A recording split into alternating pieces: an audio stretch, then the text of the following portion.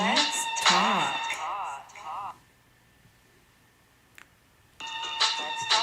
Hello, everybody.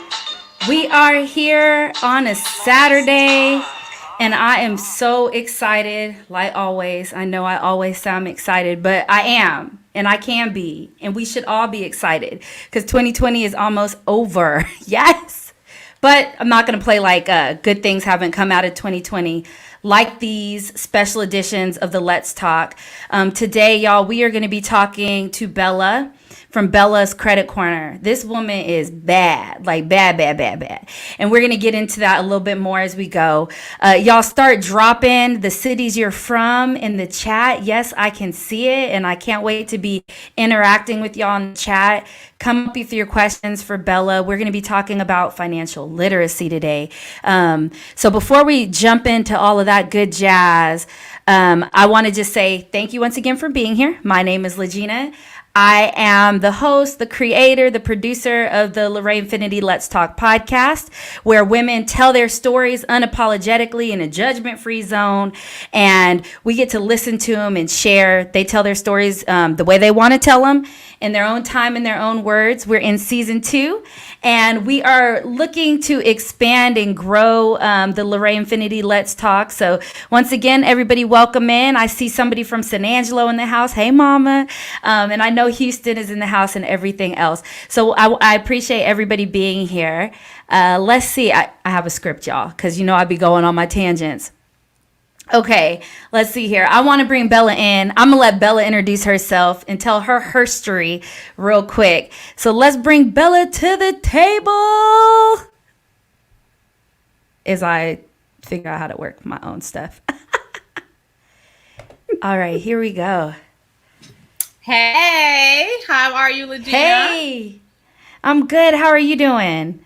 I am great on this beautiful Saturday. So, you know, Yes, I'm good. yes. Thank you for being here. I'm really excited to have you on. And you know, we've done a live before together, and we're going to be doing some lives, and we'll announce some stuff that we're going to be working on together in 2021. But while we're here to talk about financial literacy, especially within the Black community, I want you to introduce yourself and tell the viewers what's going on with you. Absolutely. So first, I want to thank you, Legina, for having me here on your platform. You are absolutely amazing. And I love what you're doing. So keep doing your thing. So for everyone who is new to me, my name is Bella Jones, and I am a financial strategy coach. My mission is to help my audience, my clients, and my students just get their overall finances in order when it comes to your credit, how you manage your money, and getting serious about investing and building wealth. So I have a variety of platforms where I am out here spreading the good word. So I am a YouTuber. I am a podcaster. I'm big on Instagram. I'm on Facebook. I'm a mom. I'm a wife. I do also have a 9-to-5. I do work as a finance manager. So I am busy out here spreading the word, but I am so passionate about what I do. So I love doing it every single day. And so that's basically me in a nutshell. Oh, you did good. So you're gonna fit in good on season 3 of Let's Talk, where we're going to be talking to women that are podcasters. So really uniquely, you know, like us as podcasters, what we do is we interview people, we give our thoughts and everything else, but sometimes we don't tell our stories, and people want to know more about us. So Let's Talk season 3 is it's going to be all about telling the stories of the women podcasters. And Bella just agreed backstage to be on season 3. So we're super excited about that. Absolutely. Absolutely. Yes. So once again, we're here to talk about financial literacy. I want to adjust my right there.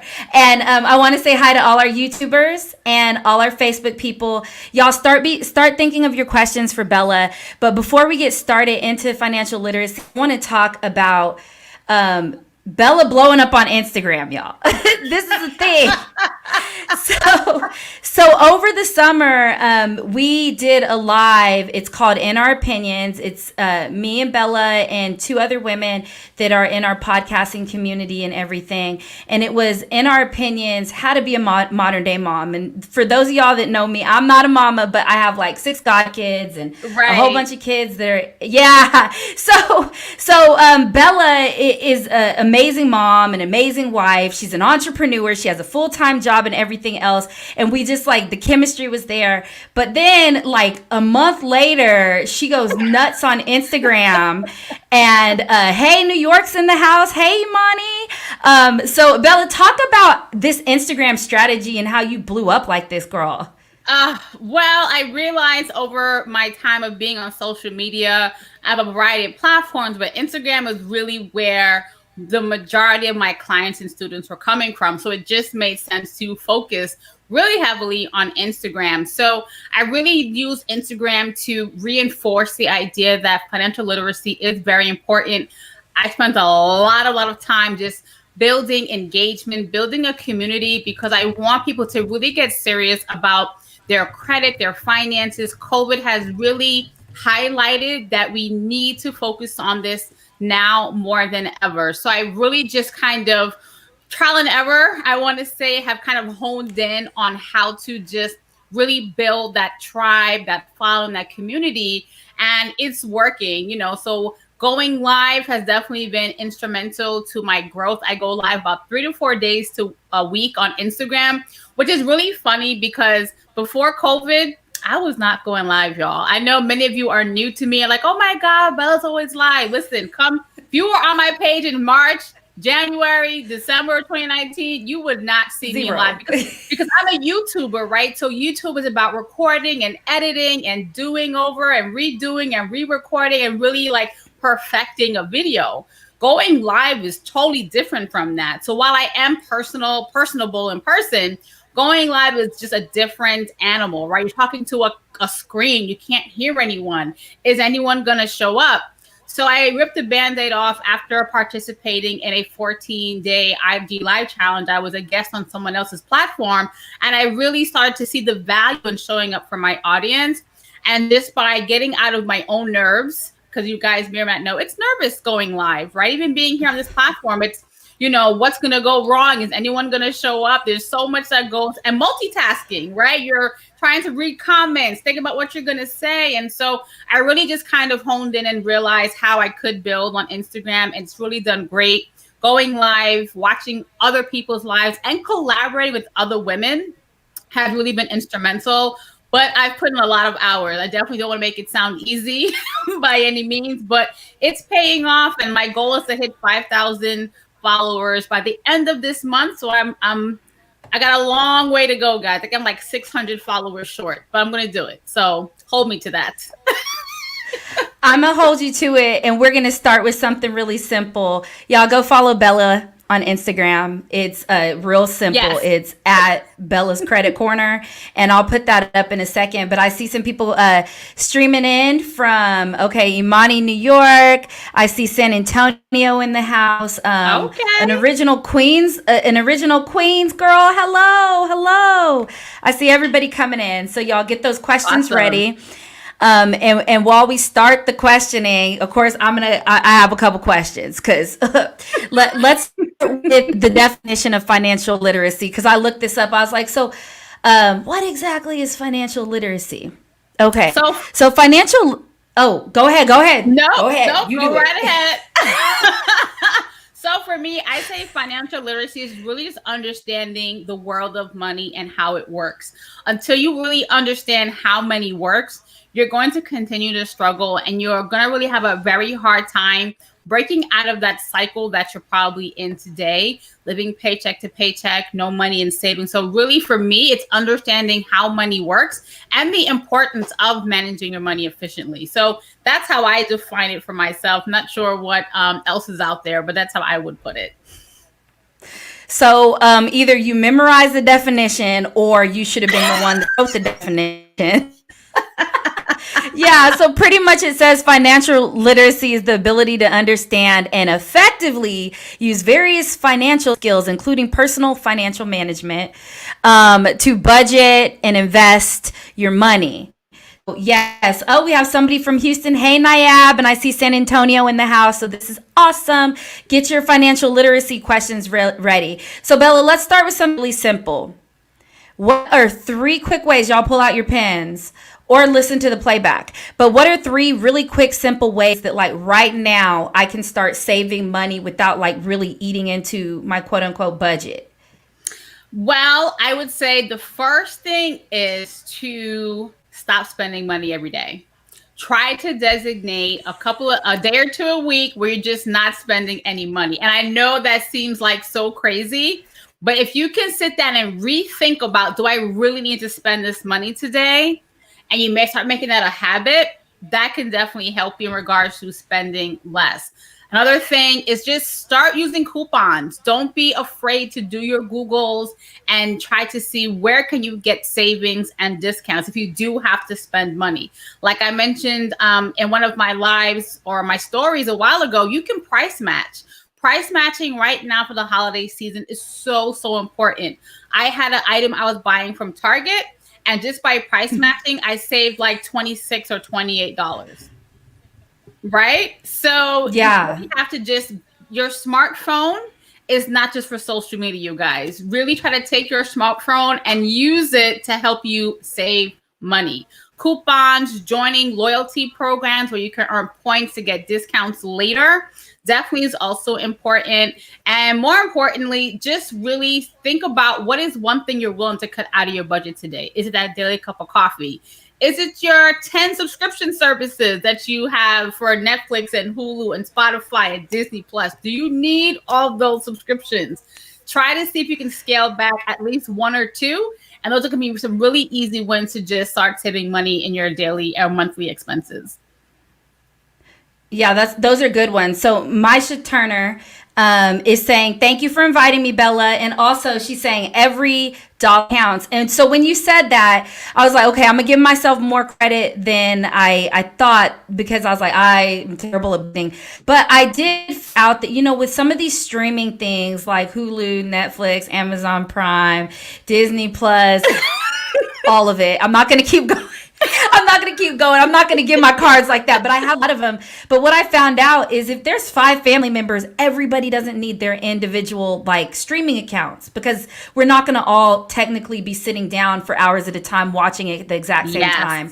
So like everybody pays for one and we just share. We do a group share. Yep. I know I do that with my sisters. We do that. So one of my sisters, through her cell phone provider, she gets HBO for free. So when Game of Thrones was a big thing, we were all using her login to watch Game of Thrones.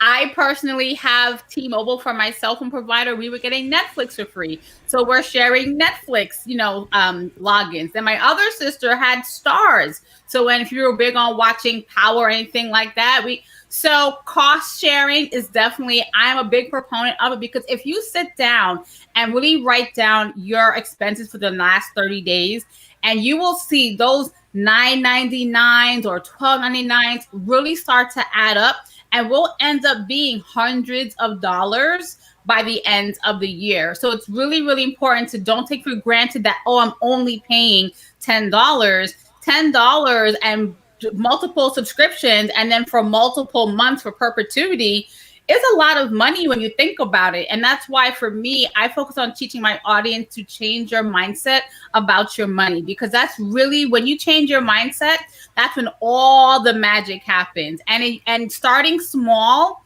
you can't take that for granted, because it's those small steps that you do consistently is really how you start to make those strides towards your financial goals.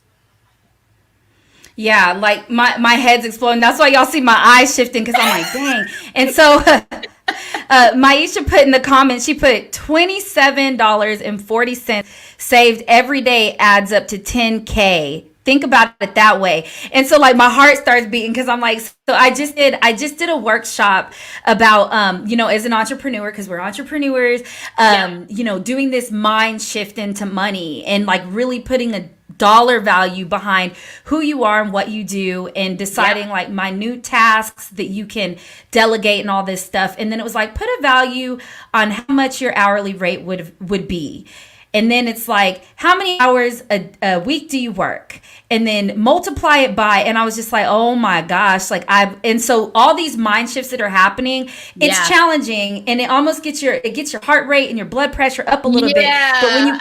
But when you come to the side of it, you're like, okay, like this is actually like, one of those keywords, empowering. It's empowering to know it. It's empowering to know this shit. Yeah.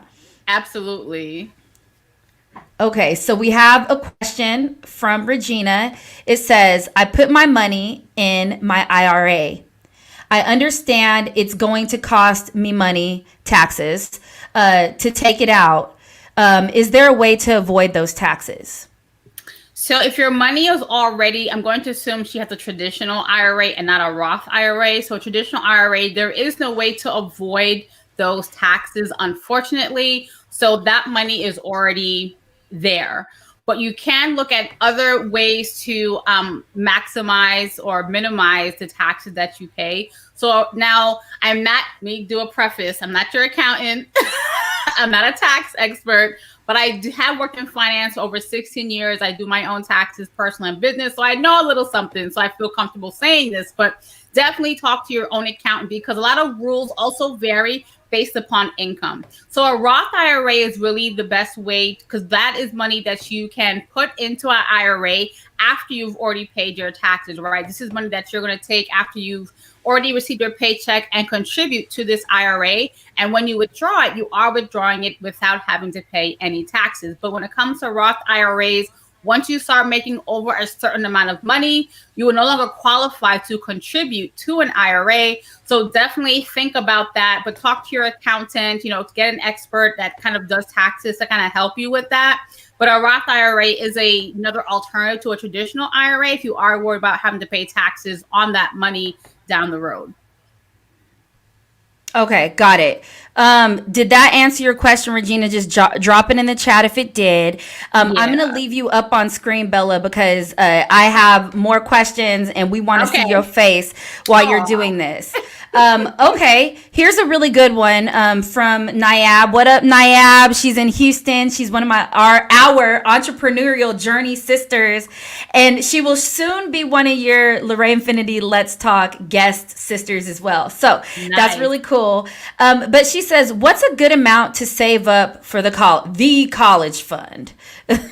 So when it comes to the college fund, you have to really sit down and think about how much are you really trying to contribute to your child's future education? Because while we as parents want to assist our children in their financial education and in their future dreams, you cannot neglect your financial future as well. You have to consider your retirement and where you want to be once you are older. So I definitely would have to say, sit down and look at your budget, because I can't give a number per se, because everyone's situation is different, but you want to find a healthy balance in investing in your own financial future, whether it's retirement to your business, but by also setting aside some money for your children's college fund. So I would definitely say, for me as a parent, I would not be contributing more to my kids' college funds than I am contributing to my own personal retirement.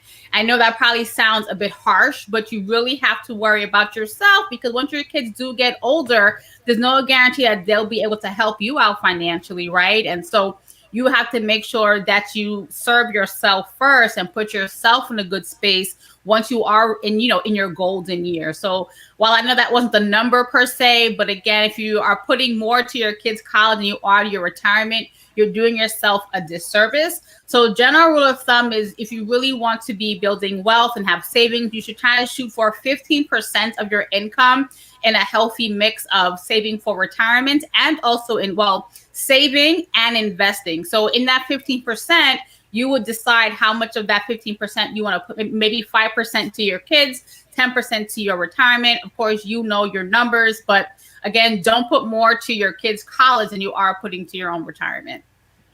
Right. And so from the stance of like higher ed, because that's what my traditional degrees are in, which I do not use, but I am still paying on. No big deal. Hopefully number 46 helps us take care of that. But in my opinion, right. Second, y'all drop some hearts if you third and fourth and fifth that. But in my opinion, it is also important not so much to focus on saving for your child's college fund, but empowering them to learn how to pay for it themselves and get other people to pay for their college. There are tons and tons of corporations that do college aid or whatever. The military does college aid, and although I did not go into the military, I know tons of people that like served for 2 or 3 years and then got their entire college paid for and then have insurance for the rest of their life and everything else, as well as something as simple. If I would have known in college that I could have bartended and paid in cash for my entire private school education, I would have done it.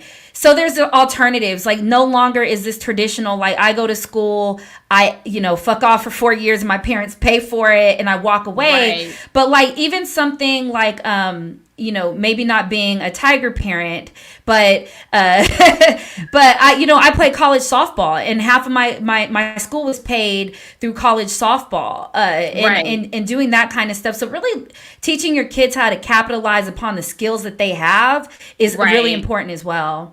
And then one thing I want to mention also, with the way things are changing, the old school process of going to college is also changing. There are so many kids out here who are YouTubers and are making millions. They just have a high school degree, right? Your kids may want to go to a trade school and go and get a trade. So, committing your kids now to go to college, while I think most parents do want that for their children, you have to also be flexible in that your kids are going to find their own way as they get older.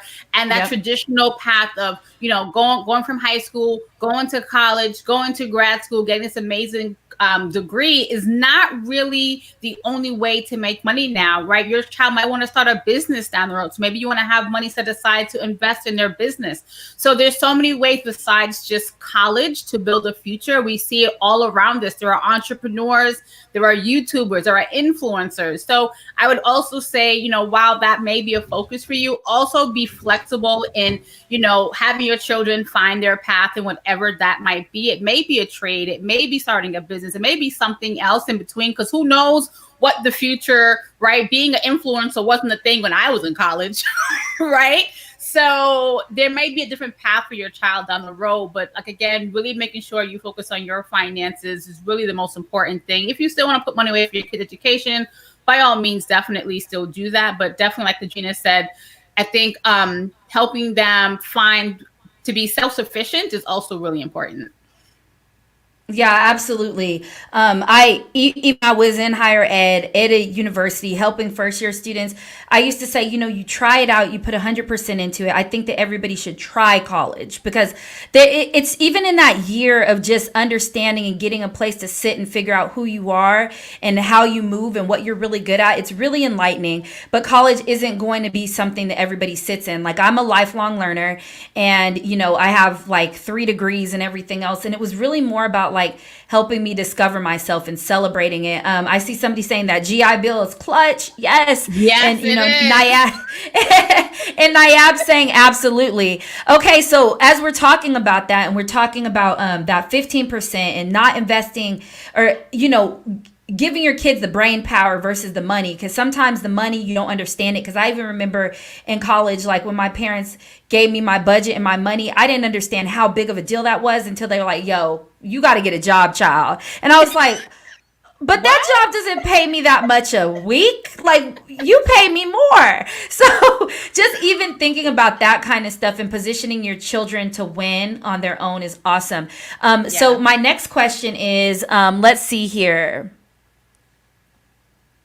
How do I make my money work for me? Like let's say I have $200 in excess every month that like I'm not spending and it's just sitting there in this traditional savings account. How do I make this work for me, Bella? Well, the few options, but before we start talking about how to grow your money and invest your money, you want to make sure you have a nest egg to protect you for a rainy day. So before you start thinking about growing your money, you want to have a short-term emergency fund. So I always say the general rule of thumb, bare minimum is $500 to $1,000. So that way it'll cover those unexpected, immediate things that pop up. You know, maybe you get into a car accident and have to pay your out-of-pocket deductible, maybe a minor car repair, anything like minor like that. You want to have something to the side to help cover you, because I see it time and time again. It does not take much to throw a monkey wrench into your finances to where you're behind or start falling behind on your monthly bills. So now, of course, if you are a homeowner, if you have a vehicle that's more expensive, then you may need to have 2, 3, 4 times that in your savings. So first and foremost, make sure you have that short-term emergency funds fully funded. So once you have that squared away, then you can start thinking about investing. Now, when it comes to investing, there are so many options out there. But if you are really just trying to get your feet wet, I recommend, signing up for an app like Robinhood or Webull and try to get into the stock market. Trying to find stocks of companies that you believe in, that or believe they'll be around for the long term is really a great way. And when it comes to investing, you do not need a lot of money. That's the great thing about the time that we are in, because you can not only buy stocks that are, let's say, $10, right? You can also buy fractional shares. So with fractional shares, you are buying a percentage of a stock. So let's say, for example, you want to buy an Apple stock. I think Apple right now is at $123 per share. But let's say you don't have $123, but I'm sure you have $20. I'm sure you have $30. So you can buy a percentage of this Apple stock and then make a habit of every time you receive income, whether it's your paycheck or maybe self-paying from your business, take some money and take $30 every single time. And then eventually you'll have one share of Apple. Then you can grow from there. Let's say you want to get really deep into it. You can buy percentages of Amazon stock. I think Amazon's like $3,600 a share. So regardless of how much money you have, you can definitely get started. And again, when it comes to making your money work for you, it's about being consistent and doing it over a period of time. You're not going to buy a stock for $10 today and then all of a sudden tomorrow it's worth $1,000. That's not how any of this works. But if you're in the long haul, you definitely can grow wealth over time. So small and steady wins the race. At $200, you can look at stocks. Cryptocurrency is also a great thing. Things like Bitcoin, right? That's really flying up in value right now. Girl, money. Right. But again, don't invest in things you do not understand, and so that's why it is good that's why I'm here. I offer courses and I have things on my YouTube channel where I talk more about investing and things like that, because you really need to be comfortable when you are investing. I know many of us were intimidated. We don't know. We're not sure. But that's when you need to, take your time and start doing your research, find resources out there. I have people like myself. There are other YouTubers out there who really kind of take a deep dive into this, because as your financial strategy coach, I want you to be comfortable, because I can give you the greatest tips in the world. But if you don't quite understand and feel comfortable, that's a really hard position to be in, because you work so hard for your money. And now if you're going to put it somewhere that you're not comfortable because you don't understand it, that's really a hard place to be in, because then you're more inclined to want to pull your money out, because that level of anxiety is still there.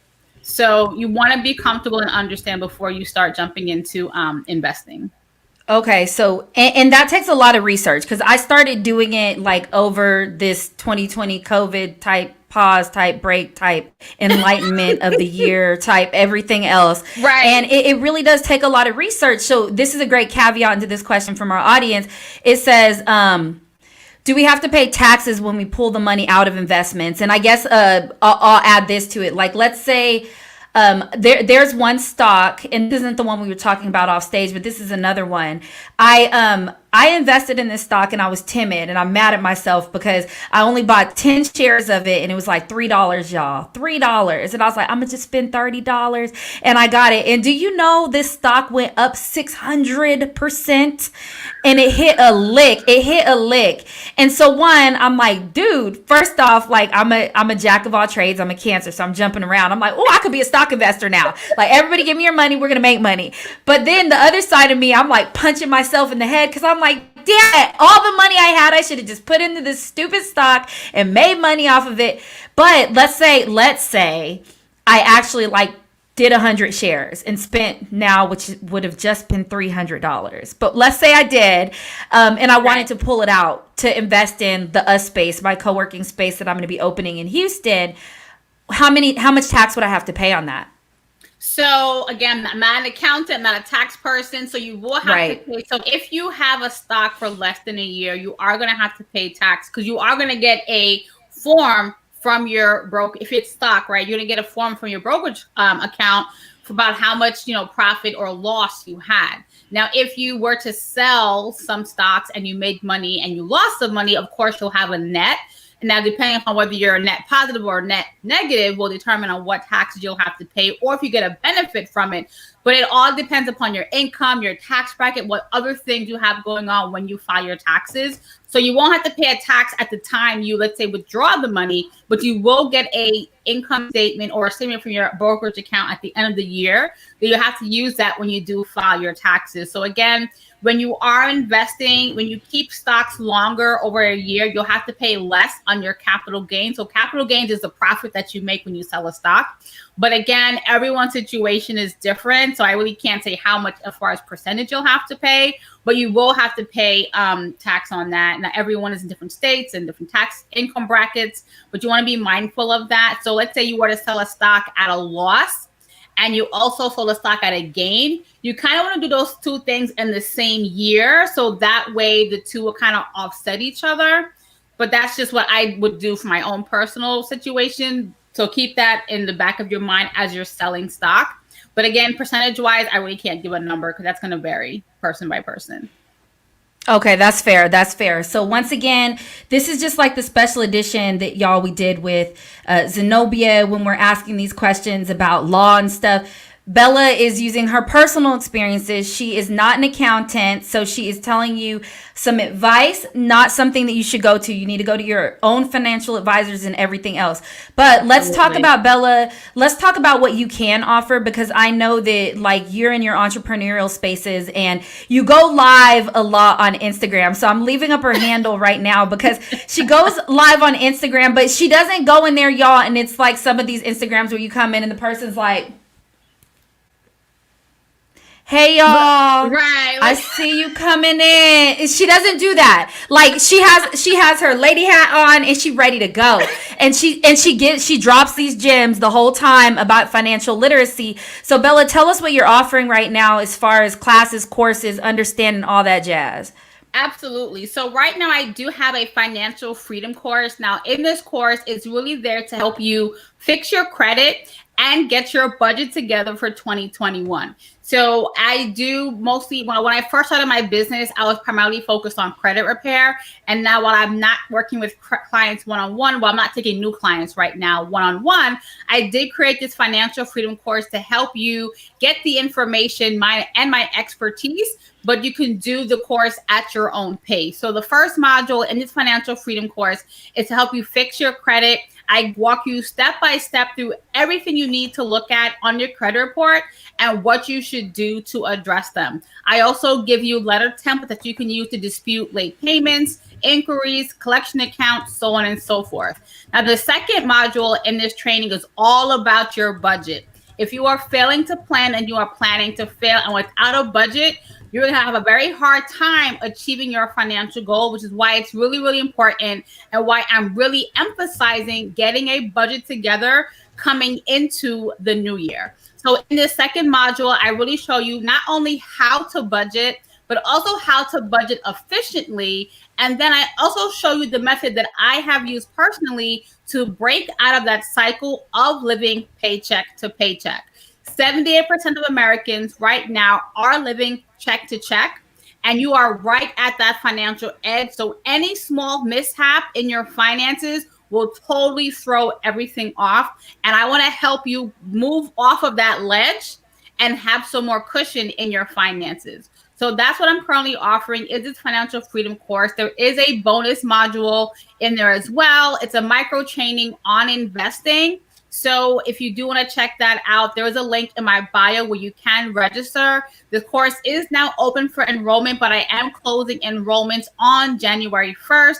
And the price of the program is going up after December 26th. So the sooner you enroll, the better. If you have any questions, feel free to put it in the chat, or you can send me a private DM on Instagram. Okay, and look, I'm being a producer, girl. I got your Instagram popping back up and shit. Yes, we got this going, y'all. And you know what I do on this podcast, on the Let's Talk podcast. Like, we're telling these stories and everything else, but in these special editions, and when we go live with all these women that are telling their stories, most of them are entrepreneurs and they're vetted like by me, so I know what she does, and I really am on her lives, and I'm like, oh, that's a good one.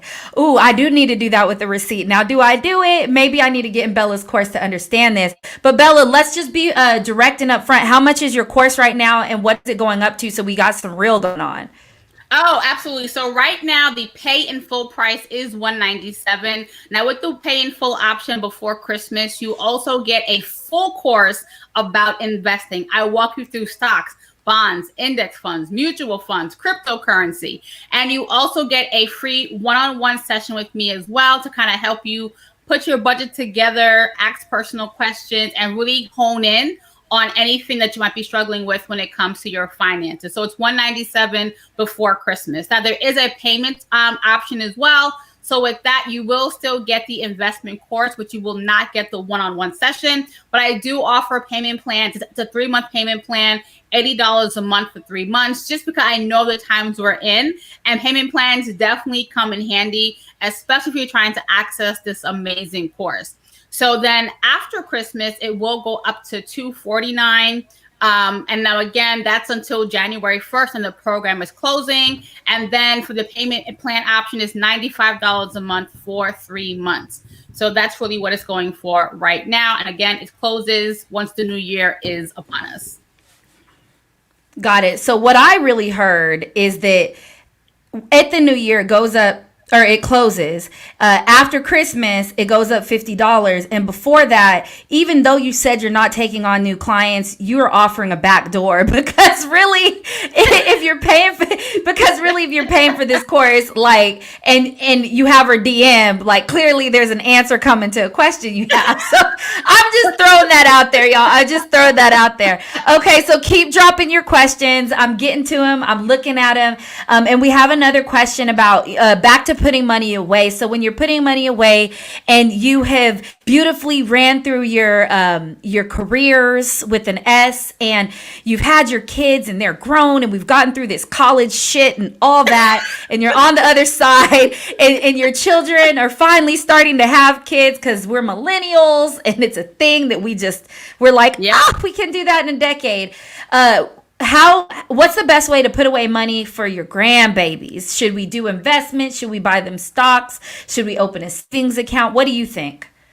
So I definitely think that, the traditional 529 is a great way, because with 529s, everyone can contribute, right? As long as you have What's a 529? So 529 is a college savings plan. So again, if you want to kind of go that route with helping your kids, grandkids, or at a 529, you can definitely, and everyone can contribute to it. The parent can send you a link to contribute. They can send you a coupon so you can mail a check. There's so many options, but opening a investment account where you maybe have the grandchild as a beneficiary, that's definitely something that people can do as well. And again, but as I mentioned earlier, make sure you have your own finances in order before you are trying to take care of your legacy, right? I know we want to pay for the grandkids and the kids and all of that, but you have to make sure you are self-sufficient, that you have money to take care of yourself, because self-preservation is, unfortunately, it sounds a bit selfish, but it is so, so important.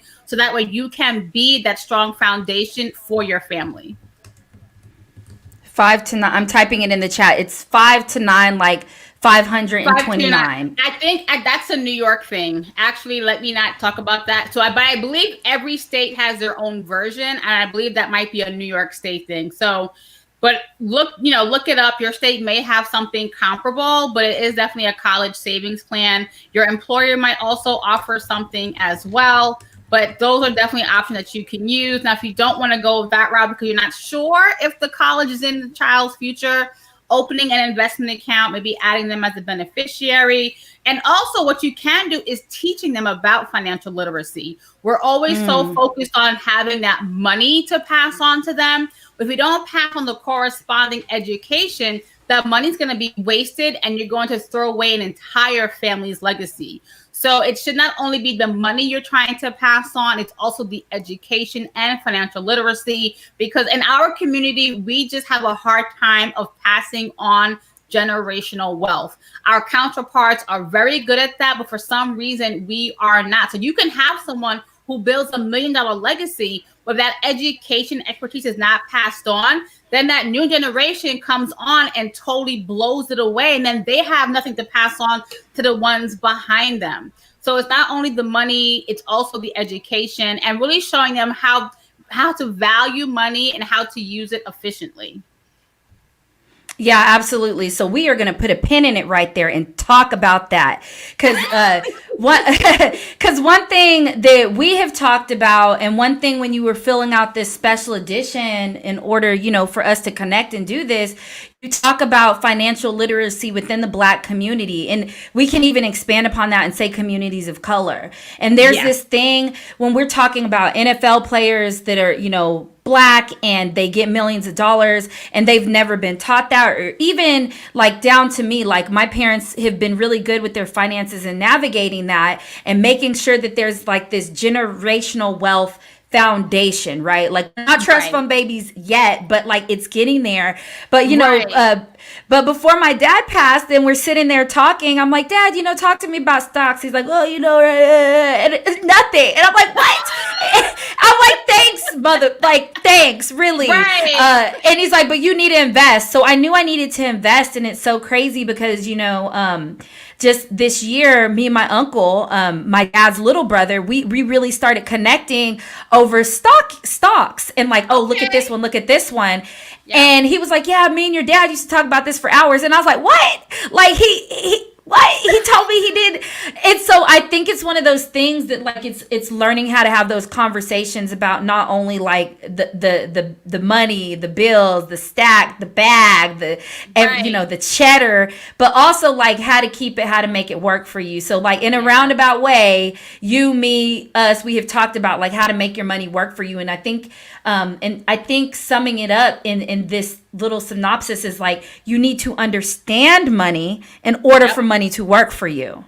Amen. Absolutely. And that's really how the wealth happens. That's where all the magic happens. And like I was talking, before, it's not about how much money you make, it's how you actually use it.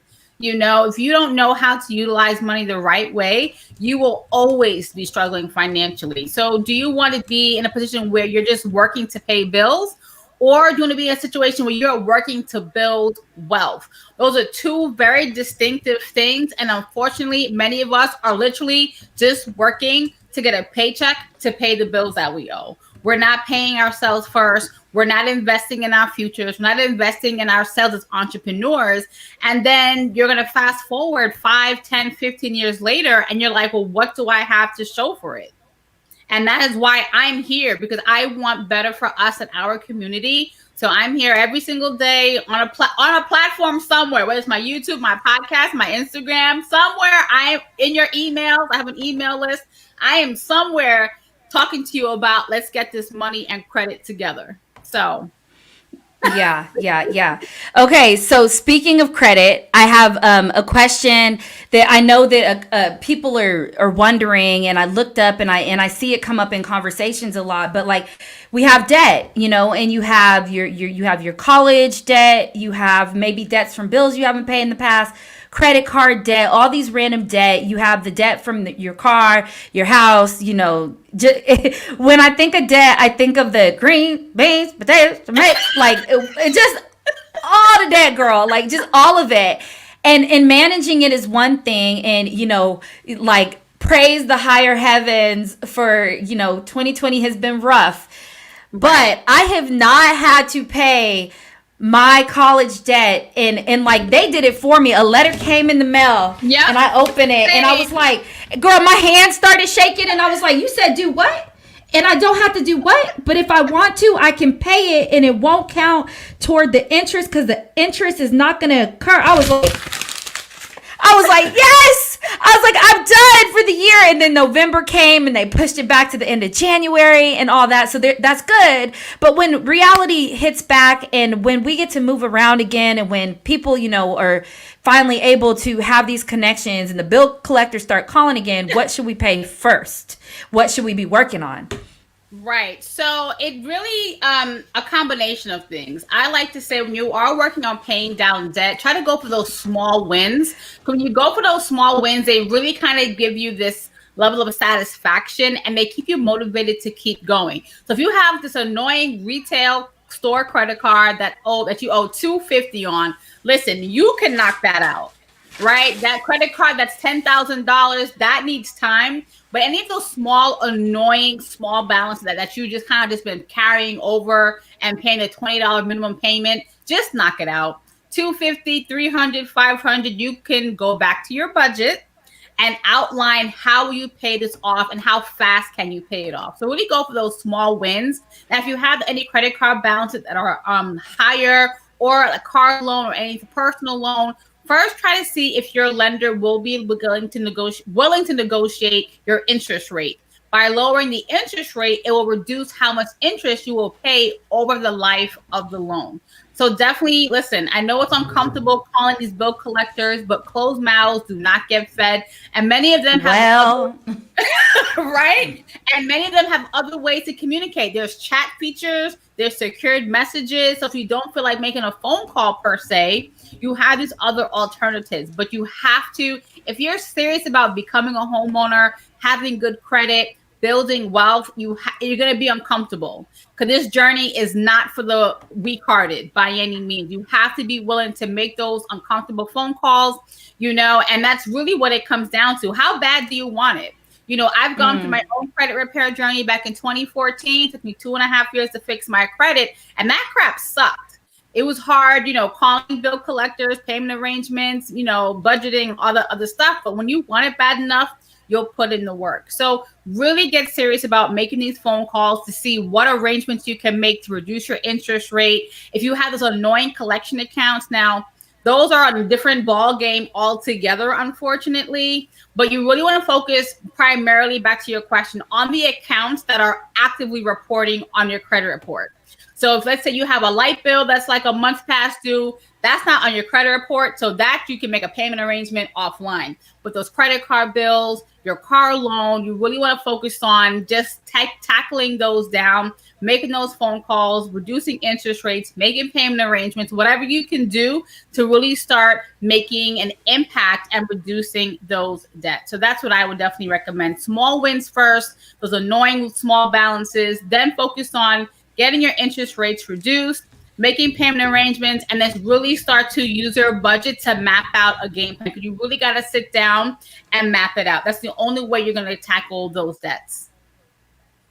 Okay, yeah. So when you say that about calling and doing all this stuff, it goes directly back to, being an entrepreneur, and I got my pitch deck, and the last slide is the ask, right? Like, how do you, and it's like, oh, I only want $450,000 to open the U space, projected to open up in Houston in 2021 of August.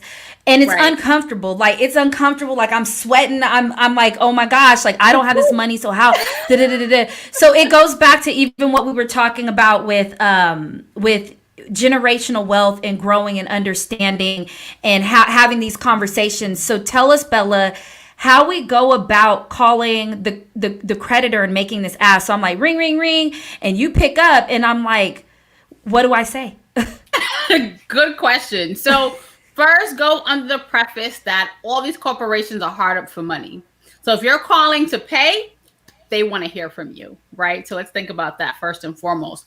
So you really want to emphasize the fact that you are really trying to, pay back what you owe, but you are either running into financial hardship or you want to see what kind of arrangements they're willing to make. Do you have any relief programs related to COVID? Do you have any relief programs related to people who are underemployed or unemployed, right? You really want to just ask these. Well, first thing you can do your Googles.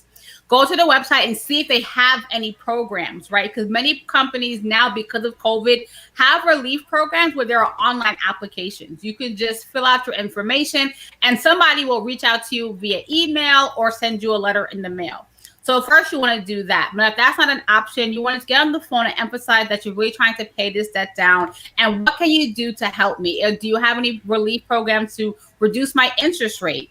Or maybe lower my monthly payments? You want to really just because at the end of the day, it's a person on the other end of the phone. As intimidating as it might be to call a bank, that person is at their job, just like you go to your job. They have a job to do. They have a script to follow, but they are a human being on the other end of the phone. So first thing, when you are calling, go from a place of warmth and being friendly.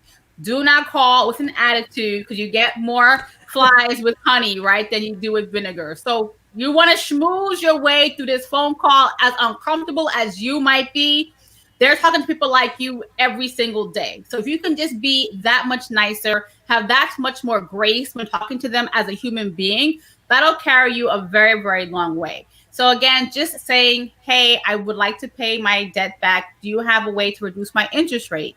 Is there a way for you to reduce my monthly payment so I can continue to pay this bill on time if you are going through a financial hardship? And it's really just being warm, being friendly, and then just having that conversation. So that's what I recommend when you are ready to make, that phone call.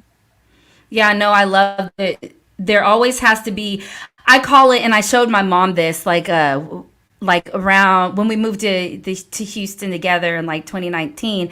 I was like, service industry people always know when they're talking to service industry people because we talk to each other with respect, right? And there's a love and a kindness. And so she watched me orchestrate it on the phone, and it wasn't even a fake thing, but like I was like, hello, how are you doing? And I was genuine about it. And then, when by the end of it, I'm like, girl, let me tell you, and we're chatting it up.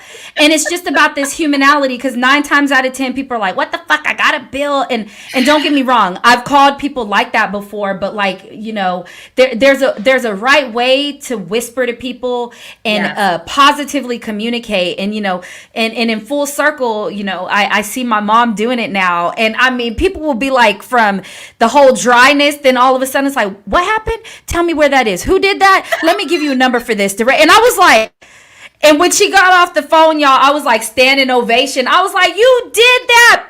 And I didn't call her bitch. I didn't call her B. But I was like, you did that. I was like, you did that, boss. Like, you did that. Like, so, it's all about, I guess, humble yourself and make the call first. And I'm talking to myself as I'm saying this.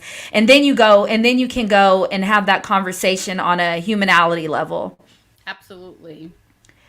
Okay, cool. We have another question from our audience, and it's perfect. The wavelength is there, Imani, because I want to know.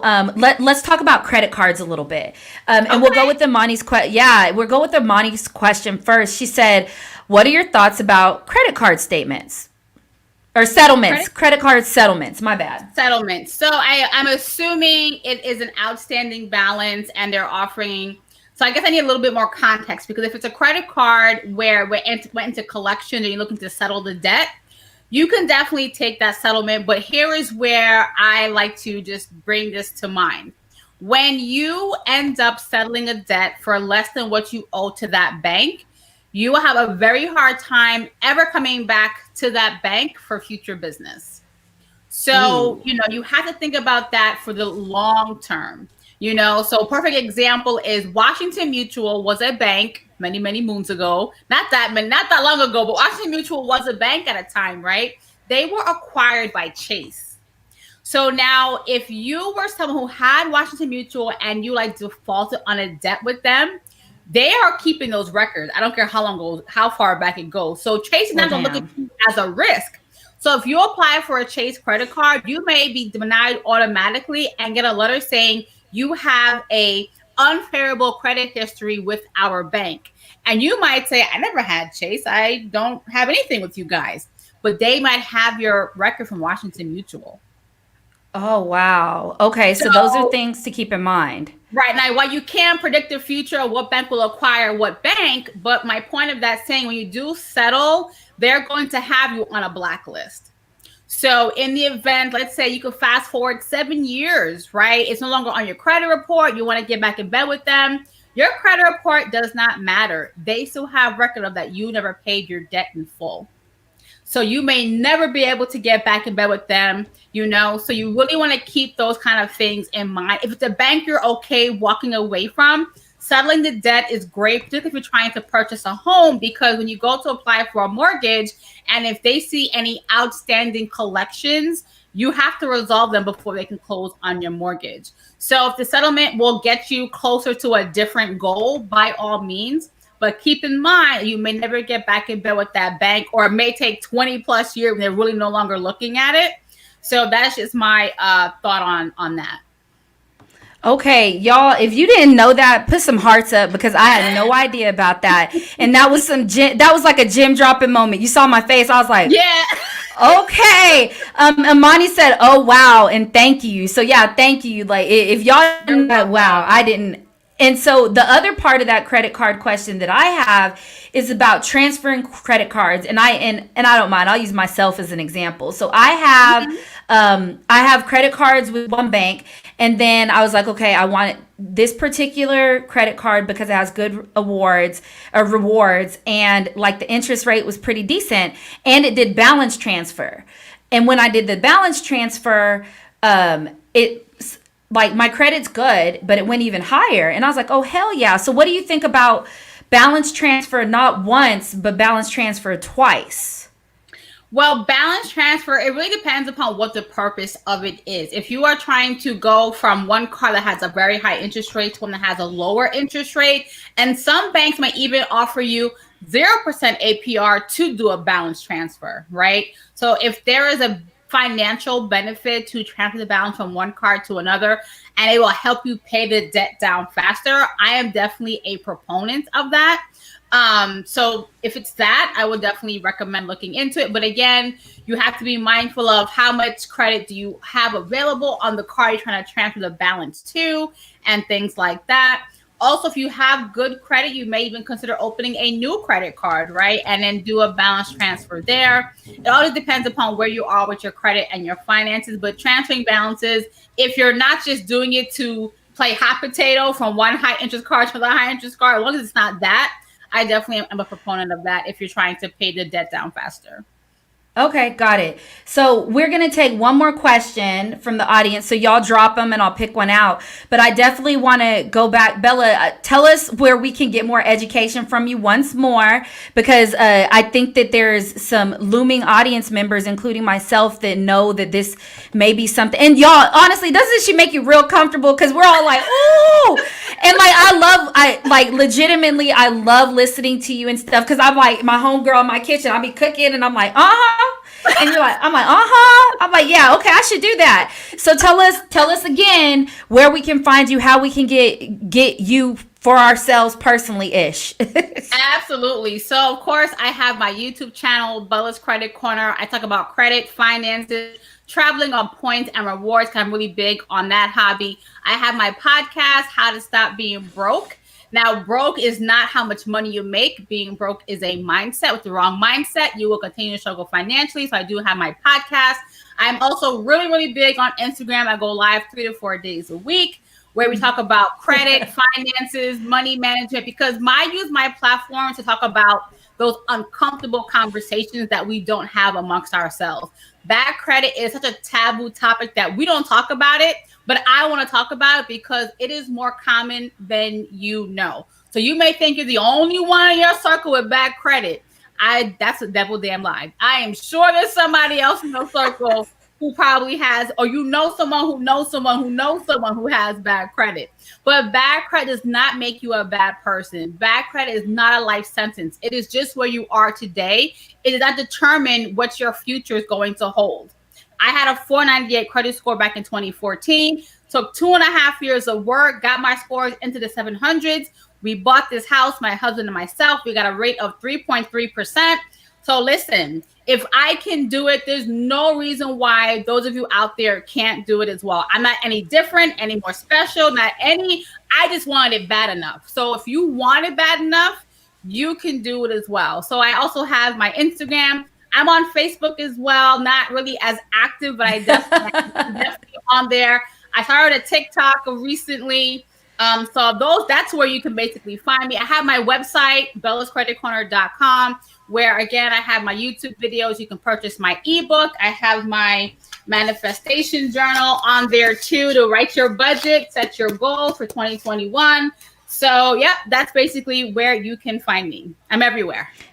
Yeah, you're everywhere. You're everywhere. And also, once again, I am announcing my season 3 of the Lorraine Infinity Let's Talk podcast will be the stories of all these podcasters, these women that are podcasting and killing it in the game. I want to sit back with them and pick it and tell their unapologetic story and promote their podcast and what they're doing even more and amplify even more women's voices. So Bella, I'm excited to have you on that. We're going to take one more question.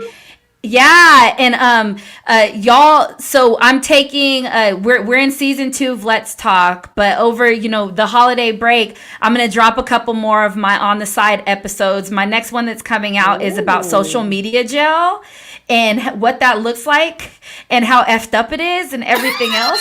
And I go in about it. And then I think I'm going to drop my episode also about me pet sitting over the last couple weeks and how that was an absolute fail and my history with pets, and hope the ASPCA does not get called on me. But that's what we're going to be doing. So the last question that we're going to take, drum roll. Let's see here. Is it going to come up? Oh, here it comes. Okay, and Imani says that she likes that statement. Bad credit is not a life sentence. That's good. Yep, absolutely. That's really good. Okay, here it is. What is the thing that takes the most away from your credit score? Ooh, that's good. Ooh, that's good. Late payments. Ooh. So when it comes to your FICO score, 35% of your score is based upon your payment history. So that is why it is so important to make sure to pay your bills on time. So when you've had those credit card bills, if you can't pay anything else, at least pay the minimum payment, at least, right? And then, also make sure if you're going to find a month if you find a month where money's tight and you can't pay it, call your creditor, let them know, say, hey, can I defer this month's payment? Can I defer the next 2 months of payments? Because you really want to preserve that payment history. So if you find a month, for example, where money is tight and you have your cable bill and your credit card bill, pay the credit card bill, because that's being reported to the bureau. That cable bill can be 30 days late. It's not on your credit report. Nobody cares. Make a payment arrangement. You'll pay them later. But that credit card bill, please pay that credit card bill, at least the minimum payment, because you want to make sure to preserve your payment history. Because 35%, again, like I said, of your FICO score is based on your payment history. Now, if you were to pay, now keep in mind, late payments is when it is 30 days past due. So let's say for some reason you pay your credit card bill a week late. That's not going to matter. The credit card company will charge you a late fee. You can't get around that. But that 1 week of it being late, no one's going to know besides you and the credit card company. It's once it hits 30 days past due, that's when it hits your credit report. So you want to address it before it gets to that point. So make that uncomfortable phone call, ask for a deferment, or ask them to lower your monthly payment. So that way you can do your best to keep that payment history stellar. Because if you are someone who's trying to purchase a home, your lender is looking at the last 2 years of your credit history. And then the second thing that kills your credit score, just kind of as a bonus, is your utilization. So if you have high credit card debt, that is killing your credit score. So you really want to focus on bringing those balances down. As you pay the balances down, you will see your scores go up. So when you put those two together, payment history, utilization, that is 65% of how your FICO credit score is calculated. So that's why it's really, really important to pay the bills on time, and keep those balances down, or at least work on paying them down so that way you can see your scores rebound over time. Okay, I love it. Like, you dropped some gems. There's more to know about financial literacy, definitely. And y'all, her course, e-course, self-paced, plus a bonus about how to invest, plus a freebie one-on-one with Bella, plus her DMs on IG. You can get all that for, like, you said $197 before Christmas. Before Christmas. Absolutely. Yep. And if you're like me and you did really bad about ordering gifts for people, you could just give that to somebody for a gift. So think about all that. I don't know, like, think about all that great jazz. Y'all, we have gone over, get creative, and we've gone over a lot. Speaking of creative, I actually did a creative consultation for this monologue production of Ladies in the Hat. And it's like one act monologues about ladies in the 20s, 30s, 40s, and what their hats meant to them and the story behind the woman in the hat. And it's actually premiering tonight at 8 p.m. Central Time. It's free. It's a free performance and everything else, y'all. And if you're on Facebook, our Facebook audience, you can go to Ladies in the Hat on Facebook. Or if you follow me on IG, my Lorraine Infinity page, you can go get a free ticket there. It's on Eventbrite. We're going to be in Zoom. It's amazing. And bonus, if you want to see more of me, I'm going to be moderating the talk back with the actors and actresses after the show. And then there's a matinee follow-up, thank you, on Sunday at 3 p.m. Central Time. So Ladies in the Hat, it's a free performance. It's one-act monologues. It's really, really beautiful. It's going to be about an hour. So if you want to drop into that, the tickets are free, or you can just DM me and I'll make sure you're on the list. Ooh. Like, I got it like that, right? Yep. So y'all, let's give some hearts for Bella. She just brought some love to the game today. So I love it. You really did. I appreciate you. I appreciate having you here. Y'all, share this playback with everybody. It's going to be available on Facebook and on YouTube. And we'll probably try to put it up on Instagram, even though Instagram don't play nice with anybody. We'll figure it out. All that. You know that too. And hey, everybody out there that knows me, and even Bella's listeners and followers, if there's an idea of like a special edition you want, I'll go into any subject. So drop it for me. Let me conceptualize it and work it out. And we do Saturday special editions once a month. Next month, it's going to be about founders and friends and how you can have a friendship and stay founders with somebody. And it's one of our entrepreneurial sisses from I Fund Women, and her and her best friend are co-founders. And we had this conversation about how, like, they had to figure out their friendship once they started working together. So that's interesting. That's a tough one. That can be definitely difficult to maneuver through if you don't do it right. So I'm looking forward to hearing that one. That should be good. Girl, it should be real good. We're going to play a game. We're going to play like a dating game, but turn it into the founders, and see how they go about it. So we'll see how it goes, but I'm super excited about it. Bella, financial literacy, understanding how to talk to your kids as people of color about financial literacy. You can find her on every platform. And if you didn't catch all of this, I don't know how you didn't, but if you didn't, y'all can contact me, page me, fax me, text me, DM me, and I'll get you the information for any of my guests always, because it's all about spreading the wealth of knowledge, spreading the joy, making it understandable. And if you're not already a Lorraine Infinity listener, make sure you listen to my podcast. It's on all streaming platforms. Bella, what's your podcast? Where is it at? So How to Stop Being Broke in 2020. It's on all platforms: Spotify, Apple, Amazon Music, Pandora, iHeart. It's everywhere. Everywhere.